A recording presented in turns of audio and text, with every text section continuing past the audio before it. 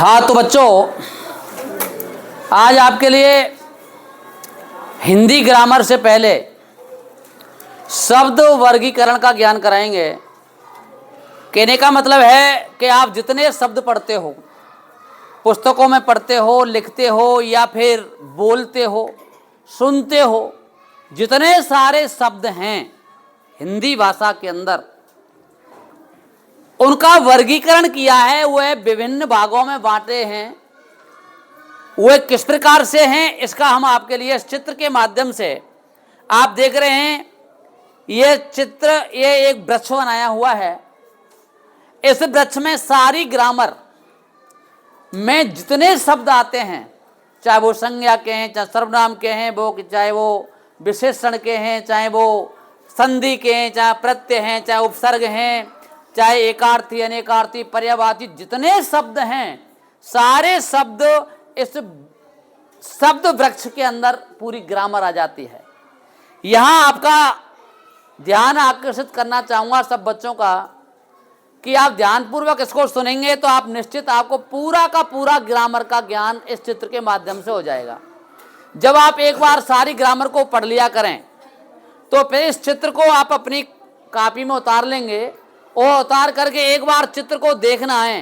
देखते ही आपको ज्ञान हो जाएगा कि यह शब्द वर्गीकरण है, यानी यहां से ये वृक्ष हुआ है, यानी उत्पन्न हुआ है। इसका ये जो तना है, इसमें से ये डालियां निकली हैं, अर्थात चार भागों में शब्दों को बांटा गया है। जो चार डुग्गे, जैसे हम गांव में कहते हैं डुग्गे, यानी कि ये चार प्रकार के तने हैं जो इस मेन तने में से निकल रहे हैं, वृक्ष में से चार हैं। यानी शब्दों का वर्गीकरण जो किया है वो चार प्रकार से किया है। नंबर एक है, पहला ये जो तना ये निकल रहा है, ये है उत्पत्ति के आधार पर, उत्पत्ति के आधार पर। दूसरा है रचना या व्युत्पत्ति के आधार पर। तीसरा वर्गीकरण है प्रयोग के आधार पर, और चौथा है अर्थ के आधार पर। कहने का तात्पर्य यह है कि यह शब्द वर्गीकरण चार प्रकार से किया गया है। चार प्रकार से शब्द वर्गीकरण किया गया है, जिसमें उत्पत्ति के आधार पर, रचना के आधार पर, प्रयोग के आधार पर और अर्थ के आधार पर। यदि आपसे परीक्षा में कोई प्रश्न पूछा जाए कि शब्दों का वर्गीकरण कितने प्रकार से किया गया है, तो आप क्या कहेंगे? क्या कहेंगे? चार प्रकार से किया गया है। उत्पत्ति के आधार पर, रचना या व्युत्पत्ति के आधार पर, प्रयोग के आधार पर और अर्थ के आधार पर। आइए अब हम इसका ठीक प्रकार से इसका जो विश्लेषण है वो करते हैं। पहला है उत्पत्ति के आधार पर, यानी जिन शब्दों की उत्पत्ति होती है वो कैसे होती है। हिंदी भाषा में जितने शब्द हैं वह कहां से आए, इस पर हम थोड़ा चर्चा करते हैं। सब बच्चे ध्यान देंगे इधर।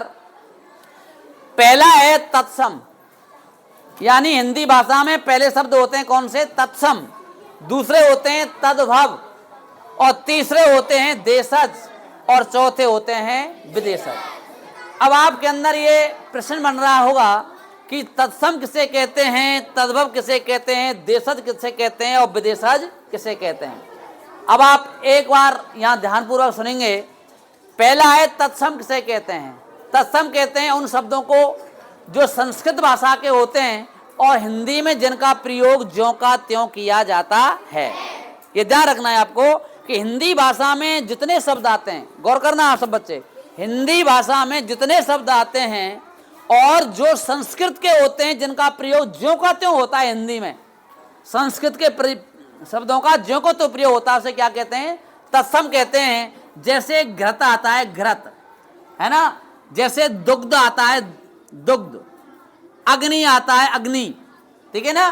तो ये शब्द हैं, घृत है, दुग्ध है, अग्नि है। ऐसे बहुत सारे शब्द होते हैं जिनका प्रयोग हिंदी में ज्यों का त्यों किया जाता है। उन सारे शब्दों को हम क्या कहते हैं? तत्सम शब्द कहते हैं। तत्सम यानी उसी के समान प्रयोग हिंदी में होते हैं। किसके समान होते हैं? किसके समान होते हैं बताइए? संस्कृत के समान जिनका प्रयोग हिंदी में होता है। यानी संस्कृत के शब्द हैं लेकिन वो हिंदी में ज्यों का त्यों काम में आ जाते हैं। समझ रहे ना? जैसे दुग्ध, घृत, अग्नि, समझ रहे हो आप? उन्हें क्या कहेंगे? तत्सम कहेंगे। सब एक ही बार समझ लेना बेटा, ठीक है ना। दूसरा क्या है? दूसरा दिया है तद्भव। दूसरा क्या दिया है? तद्भव। तद्भव का मतलब होता है कि संस्कृत वाले शब्द थे लेकिन हिंदी में आते आते बदल गए, उनमें विकार आ गया, उनमें परिवर्तन आ गया, वह शब्द थे उनमें खोट पैदा हो गया। भाई कोई चीज चलती है तो धीरे धीरे धीरे धीरे धीरे क्या है, वो बदलती है, उनमें परिवर्तन आता ही है, स्वाभाविक है। तो जो दुग्ध था है ना, वह तद्भव हो गया उसका, तो उससे क्या कहने लग गए हम? दूध कहने लग गए, ठीक है ना। यानी तत्सम से वो क्या हो गया? तद्भव हो गया, यानी संस्कृत का रूप और हिंदी में आकर के बदल गया। उसे क्या कहेंगे हम? उसे क्या कहेंगे हम? सॉरी घृत है, सॉरी घृत है, तो घृत का क्या हो जाएगा? घी, ठीक है ना। घृत का क्या हो जाएगा? घी। और ये दुग्ध है, दुग्ध का क्या हो जाएगा? दूध। अग्नि है, अग्नि से रूप बदला तो क्या हो गया? अग्नि से हम आग कहने लग गए, क्या? आग। और तो क्या बदल जाता तो उसको क्या कह देते हैं? आंच है। और घी का भी, यानी घृत से हम घी कहने लग गए ना, तो घी का भी रूप बदला तो क्या कह दिया उससे? घ्यो। यानी हिंदी में बदल जाता है, ठीक है ना। यानी संस्कृत का बिगड़ा जो रूप होता है उसे तद्भव कहते हैं। संस्कृत के बिगड़े रूप को क्या कहते हैं? क्या कहते हैं? तद्भव कहते हैं, ठीक है ना। अब आप आ जाइए यहां पर, अब आ जाता है देशज। तीसरा कौन सा है? ध्यान रखना, तीसरा कौन सा है? देशज जो शब्द है उसे कैसे क्या कहते हैं? देखिए परिभाषा, देशज उसे कहते हैं, सब बच्चे ध्यान पर सुनेंगे, देशज उसे कहते हैं जो अलग अलग क्षेत्रों में, भाई देश शब्द का अर्थ क्या है? स्थान, अलग अलग स्थानों पर और अलग अलग जाति समुदायों में जो प्रयोग में लिए जाते हैं उन्हें देशज शब्द कहते हैं। जैसे हम भरतपुर में रहते हैं तो भरतपुर में भाषा बोली जाती है, वो अलग भाषा होती है। हम मथुरा साइड में जाएंगे वहाँ और बदल जाएगी, हम इधर जाएंगे जयपुर साइड में जाएंगे तो वहाँ और बदल जाएगी, जयपुर से और आगे जाएंगे तो और बदल जाएगी, इधर जाएंगे हिंडौन साइड में जाएंगे तो वहाँ और बदल जाएगी, आगरा से ऊपर जाएंगे तो और बदल जाएंगे, ठीक है ना। कहते हैं ना, कोस कोस पे पानी बदले और 20 कोस पे भाषा। तो भाषा बदल जाती है। जैसे हमारे यहाँ कहते हैं लड़का, क्या कहते हैं? लड़का। और यूपी में क्या कहते हैं? मोड़ा है। और आगे चल के उधर कहते हैं लौंडा, ठीक है ना। हमारे यहाँ कहते हैं ढोर, पशु है, वहां कहते हैं पोए, वहां कहते हैं मोड़ी, हमारे यहाँ कहते हैं लड़की, ठीक है ना। हमारे यहाँ कहते हैं पराठे और इधर जाएंगे अलवर साइड में तो वहां कहते हैं ढेबरे, समझ बैठे ना। हमारे यहाँ कहते हैं दरांत, वहां कहते हैं ऐसियो, हमारे यहाँ कहें पोटरी, वहां कहें गठरिया। तो कहने का मतलब है अलग अलग जाति समुदायों में, अलग अलग क्षेत्रों में जिन शब्दों का व्यवहारिक रूप से प्रयोग किया जाता है उन्हें हम देशज शब्द कहते हैं। समझ में आया ना। जैसे मैंने बताया ना, कहीं लड़की कह रहे हैं है ना, तो कहीं क्या कह रहे हैं? मोड़ी, कहीं कह रहे हैं छोरी हैं, कहीं कह रहे हैं लोहड़िया। हाँ, ये शब्द हैं, ये अलग अलग क्षेत्रों में अलग अलग तरीका से उपयोग में लिए जाते हैं। कई जातियों में भी शब्द बदल जाते हैं, ठीक है ना। तो यहाँ आप गौर करेंगे, इस प्रकार से ये जो शब्द होते हैं ये देशज शब्द कहलाते हैं। समझ में आया नहीं? किसी को डाउट तो नहीं है ना। अगर देखिए विदेशज शब्द किसे कहते हैं? विदेशज कहते हैं जो विदेशी भाषाओं के होते हैं। किसे कहते हैं विदेशज? जो शब्द विदेशी भाषाओं के होते हैं और हिंदी में उनका प्रयोग किया जाता है। आप जानते हैं जैसे अंग्रेजी भाषा के बहुत से शब्द हैं, उनका हम हिंदी में प्रयोग करते हैं, जैसे master, cycle, stand, carrier, school करते हैं ना, है। और ऐसे अरबी भाषा के कुछ शब्द हैं है ना, जिनका हिंदी में प्रयोग करते हैं, जैसे खबर, निकाह, मेड़, खेत, गट्ठा है। ऐसे शब्द होते हैं जिनका हिंदी में प्रयोग करते हैं, उन्हें कहते हैं हम विदेशज। विदेशी भाषाओं के शब्दों को हिंदी में प्रयोग में लाते हैं, उन्हें क्या कहेंगे? क्या कहेंगे? वेरी गुड, समझ गए आप।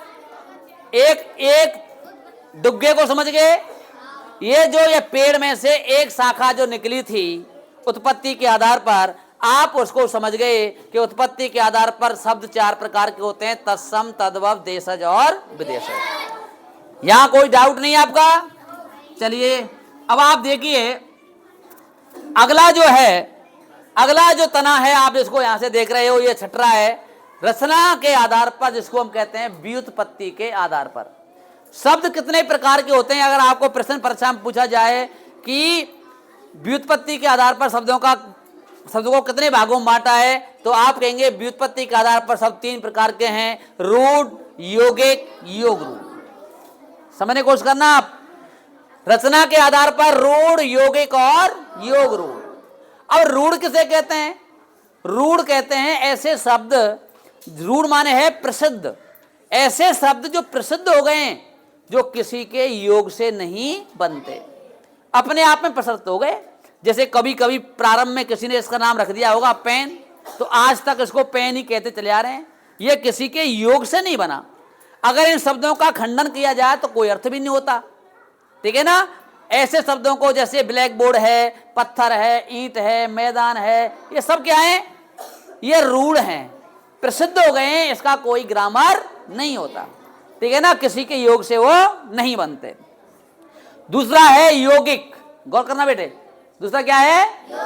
यौगिक जो पद हैं ये 3-4 प्रकार के हैं। कौन कौन से हैं? देखिए, यौगिक का मतलब है योग माने जोड़, यानी जो शब्द जुड़ के बनते हैं, यानी किसी शब्द में कोई शब्द या शब्दांश जुड़ करके एक सही शब्द बनाया बन जाता है, उन्हें क्या कहते हैं? यौगिक कहते हैं। अब यौगिक शब्द 3-4 प्रकार के होते हैं। प्रत्यय, प्रत्यय आप जानते हो, उपसर्ग, संधि, समास। अब प्रत्यय किसे कहते हैं? किसी मूल शब्द के पहले कोई शब्दांश जुड़ता है और शब्द का अर्थ बदल देता है, उसे क्या कहेंगे? उपसर्ग। वो प्रत्यय कहेंगे। किसी मूल शब्द के बाद में कोई शब्दांश जुड़ता है, उसे क्या कहेंगे? प्रत्यय। और पहले जुड़ता है किसी मूल शब्द से, उसे क्या कहेंगे? उपसर्ग। और संधि किसे कहेंगे? 2 सार्थक शब्दों में वर्णों के मेल से जो विकार उत्पन्न होता है, उसे क्या कहते हैं? संधि, ठीक है ना। और समास किसे कहते हैं? विभक्ति आदि रहित पदों को समास कहते हैं। कम शब्दों में अधिक बात व्यक्त की जाए उसे समास कहते हैं। जब हम समास कराएंगे, अलग से टॉपिक होगा समास का, तब उसको कराएंगे। फिलहाल आपको मैंने ये बताया है कि प्रत्यय, उपसर्ग, संधि, समास हैं, ये यौगिक पद कहलाते हैं। क्या कहलाते हैं ये? ठीक है ना। दूसरा है योग रूढ़। योग रूढ़ से कहते हैं, योग माने जोड़ और रूढ़ माने प्रसिद्ध, यानी ऐसे प्रसिद्ध जो ऐसे शब्द जो प्रसिद्ध हो गए हैं दूसरे अर्थ के लिए, उन्हें कहते हैं योग रूढ़। योग रूढ़ में आते हैं कौन? जैसे दशानन है, दशानन, ठीक है ना। जैसे त्रिनेत्र है, त्रिनेत्र, ठीक है ना। जैसे लंबोदर है, लंबा उदर जिसका वो है, या दूसरे के लिए प्रसिद्ध हो जाते हैं। वो सब जुड़ के तो बने लेकिन वो प्रसिद्ध हो गए, शब्द जुड़ के बने। जैसे दस और आनंद 2 शब्द मिल गए, क्या बन गया? दशानन बन गया। लेकिन दशानन कौन देखे हैं? रावण से कहते हैं, ठीक है ना। इसलिए ये शब्द जो जुड़ करके बने लेकिन प्रसिद्ध हो गए हैं, ऐसे शब्दों को क्या कहते हैं? हम रूढ़ शब्द कहते हैं। समझ में आया यहां तक? कोई दिक्कत? अब आगे देखिए, अगला है ये तना जो निकला है इस वृक्ष में से, प्रयोग के आधार पर। प्रयोग के आधार पर आप देखेंगे, हम जो हिंदी भाषा में जिन शब्दों का प्रयोग लेते हैं, काम में लेते हैं, वह कितने प्रकार के होते हैं, आप बच्चे सभी गौर करें। कौन कौन से होते हैं? देखिए, प्रयोग के आधार पर सब 2 प्रकार के होते हैं, विकारी और अविकारी। कौन कौन से होते हैं? विकारी पद उन्हें कहते हैं, गौर करना बच्चे सभी, विकारी पद उन्हें कहते हैं जो शब्द, जिन शब्दों में लिंग वचन आदि के आने से विकार आते रहते हैं, उन्हें क्या कहते हैं? विकारी, ठीक है ना। और अविकारी किसे कहते हैं? जिनमें कोई विकार नहीं आता, वे हमेशा एक जैसे बने रहते हैं, ठीक है ना। अब विकारी पद कौन कौन से हैं? देखिए आप, संज्ञा, सर्वनाम, विशेषण, क्रिया, ठीक है ना। अब आप जानते हैं संज्ञा क्या क्या होती है, सर्वनाम क्या होती है। जब इसके टॉपिक को आपको कराएंगे, ठीक है ना, तब आप उसको पढ़ लेना। संज्ञा किसे कहते हैं, ठीक है ना। नाम को संज्ञा कहते हैं, किसी प्राणी, वस्तु, स्थान के नाम को क्या कहते हैं? संज्ञा 5 प्रकार की होती हैं, व्यक्तिवाचक, जातिवाचक, भाववाचक, समूहवाचक और द्रव्यवाचक। सर्वनाम किसे कहते हैं? जो संज्ञा सर्वनाम उस संज्ञा के स्थान पर काम आते हैं उसे सर्वनाम कहते हैं। सर्वनाम 6 प्रकार के होते हैं। कौन कौन से होते हैं बताइए? पुरुषवाचक, निजवाचक, निश्चयवाचक और अनिश्चयवाचक और संबंधवाचक और समझ बैठे ना? ऐसे ही विशेषण, विशेषण किसे कहते हैं? जो संज्ञा सर्वनाम की विशेषता बताते हैं। क्रिया किसे कहते हैं? विशेषण 4 प्रकार के होते हैं। क्रिया किसे कहते हैं? किसी काम का करना होना पाया जाता है उसे क्रिया। किसी काम का करना होना पाया जाता है इसे क्या कहते हैं? क्रिया। किसे कहते हैं क्रिया? जहाँ काम करना है होना पाया जाता है उसे। बैठ जाइए। किसी काम का करना होना पाया जाता है उसे क्या कहते हैं? क्रिया। क्रिया कहते हैं। समझ गए आप? इस प्रकार से विकारी पद होते हैं जिनमें विकार आते रहते हैं। अब अविकारी पद हैं, ध्यान रखना। अविकारी जिसे कहते हैं जिनमें कभी कोई विकार नहीं आता, ये होते हैं क्रिया विशेषण। समुच्चय बोधक, विस्मयादि बोधक और संबंध बोधक। जब ग्रामर कराएंगे अलग से, अविकारी का अलग से टॉपिक कराएंगे, तब इन चीजों को आपको समझा देंगे। ठीक है ना? इस प्रकार से ये तीसरा जो था प्रयोग के आधार पर, ये हमने आपको बताया विकारी और अविकारी। अब आपके लिए हम कराते हैं अर्थ के आधार पर। अर्थ के आधार पर शब्द कितने प्रकार के होते हैं? 4 प्रकार के होते हैं। एकार्थी, अनेकार्थी, समानार्थी और विलोम। अब एकार्थी किसे कहते हैं? वे शब्द जिनका केवल एक ही अर्थ होता है। वे शब्द जिनका केवल कोई दूसरा अर्थ नहीं होता। इससे केवल पेन ही कहते हैं ना, और तो कुछ नहीं कहते। इससे केवल क्या है? चश्मा ही कहते हैं ना, और तो कुछ नहीं कहते। तो ऐसे शब्दों को, जो शब्द केवल जिनका नाम वो जो एक ही अर्थ होता है उनका, उन्हें क्या कहते हैं? एक अर्थ। ठीक है ना? जैसे रोटी है, रोटी। अच्छा, रोटी जो होती है, रोटी तो रोटी तो कहते हैं कि रोटी थे और भी कुछ कहते हैं? कुछ नहीं कहते। ठीक है ना? समझ आया कि नहीं आया? ऐसे ही शब्द जो होते हैं उन्हें एकार्थी कहते हैं। अनेकार्थी उसे कहते हैं ऐसे शब्द जिनके अनेक अर्थ होते हैं। अनेक अर्थ होते हैं। जैसे हमारा ये क्या है? हाथ है, हाथ। अब हाथ, ठीक है ना? नहीं, कर, कर शब्द है, कर। अब कर हाथ को भी कहते हैं। ठीक है ना? और कर माने काम करना भी होता है, और कर माने टैक्स भी होता है। ठीक है ना? जैसे कनक है, कनक है ना? कनक धतूरे को भी कहते हैं। किसको? धतूरे को भी कहते हैं। करक सोना को भी कहते हैं। ठीक है ना? सारंग शब्द है, सारंग। सारंग मोर को भी कहते हैं। सारंग बादल को भी कहते हैं। सारंग सर्प को भी कहते हैं। ठीक है ना? जिन शब्दों के अनेक अर्थ हो सकते हैं उन्हें अनेकार्थी कहते हैं। और समानार्थी किसे कहते हैं? यानी कि पर्यायवाची। पर्यायवाची किसे कहते हैं? जिन शब्दों के समान अर्थ होते हैं। ठीक है ना? समझ बैठे ना? समान अर्थ होते हैं। जैसे पुष्प है, फूल। फूल का क्या है बताओ? दूसरा अर्थ और दूसरा नाम और क्या है? पुष्प, सुमन, कुसुम। ठीक है ना? होते हैं कि नहीं होते? जैसे आंख है, आंख का नेत्र, लोचन, नयन, चक्षु। ठीक है ना?